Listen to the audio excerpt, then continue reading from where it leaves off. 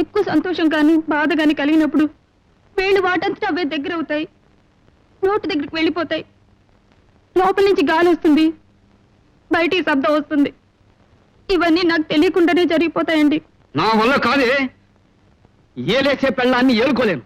ఇవాళ రేపో వకీల్ గారిని కలిసి నీకు విడాకులు ఇచ్చేస్తాను. అంటే ఏంటండి? కోర్టు వారు నీకు నాకు ఇక ఏ సంబంధం లేదని కాగితం ఇస్తారు. అది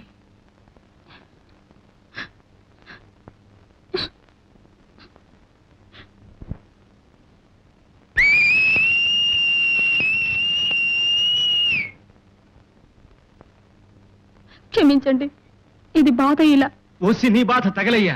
అమ్మా అమ్మా, గుండెకి కింద పడ్డ అప్పడల్లా గుండె చితికిపోయింది కదమ్మా. ఒరే కుంకాక్షి, ఇహ నుంచి క్షమించమని అది మీ ఆమె నడకు. ఆ సంబరంలో మళ్ళీ ఈల కొట్టిందంటే ఈ గుండెకి ఆ ఈల జోలవుతుంది. స్వస్తి.